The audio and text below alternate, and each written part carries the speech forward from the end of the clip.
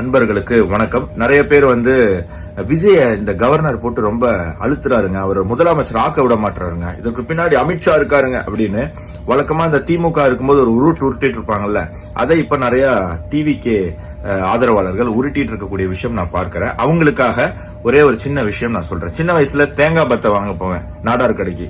அப்போ கையில 5 ரூபா தான் இருக்கும்.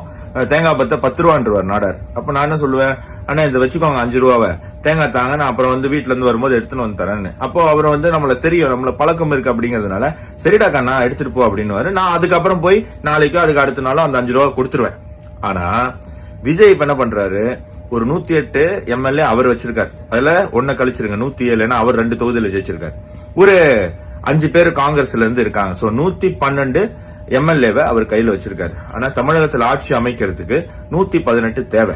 இந்த தேங்காய் பத்த மாதிரி கவர்னர்கிட்ட போய் நான் ஒரு 112 வச்சிருக்கேன், இப்போதைக்கு இதை வச்சுக்கோங்க, நான் ஆட்சி அமைச்சிடுறேன், ஒரு 6 மாசத்துக்குள்ள நான் ஒரு 5 பேரை தேத்திடுறேன் அப்படின்னு சொன்னா கவர்னர் எப்படி இவரை ஆட்சி அமைங்க அப்படின்னு சொல்ல முடியும்? சட்டப்படி எலெக்ஷனுக்கு முன்னாடி இருக்கிற ப்ரீ போல் அலைன்ஸ் 118 கிராஸ் பண்ணா கவர்னர் ஓபனா உங்களை கூப்பிடுவாங்க. உதாரணத்துக்கு 2024 நாடாளுமன்ற தேர்தல்ல பாஜகவுக்கு தனி பெரும்பான்மை கிடையாது, ஆனா பாஜக கூட்டணிக்கு தனி பெரும்பான்மை இருந்தது. அப்போ பிரசிடென்ட் டைரக்டா அவங்களை இன்வைட் பண்ணி அவங்க கவர்மெண்ட் அமைச்சாங்க. இப்போ எந்த ப்ரீ போல் அலையன்ஸுக்குமே மெஜாரிட்டி இல்ல. அப்போ ஒரு போஸ்ட் போல் அலையன்ஸ் உருவாகணும். அந்த போஸ்ட் போல் அலையன்ஸ் உருவாகனதுக்கான சாட்சி வேணும்.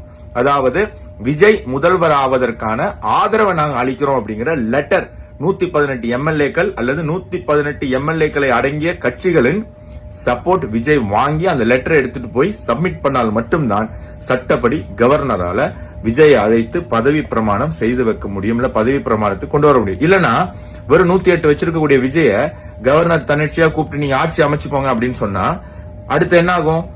அதிமுக ஒரு பேச்சுவார்த்தை போகும். நீங்க அங்க இருந்து 5 வருஷம் அமைச்சர் இல்லாம இருக்க போறீங்களா, ஒரு 20 பேர் பிச்சுட்டு வாங்க, உங்களுக்கு நான் அமைச்சர் தரேன்.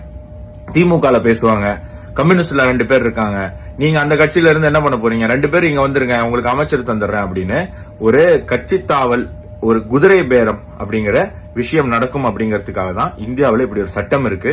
அந்த சட்டத்தின்படி கவர்னர் நடந்துகிட்டு இருக்காரு. எப்பவுமே சும்மா அந்த கவர்னரையும் அமித்ஷாவையும் குறை சொல்ற மாதிரி தமிழகம் இதே ஃபார்மேட்ல போச்சு அப்படின்னு சொன்னா நமக்கு அறிவு இல்ல நினைச்சிருவாங்க மத்தவங்க எல்லாம். சோ கொஞ்சம் அறிவை ஏத்திக்கோங்க.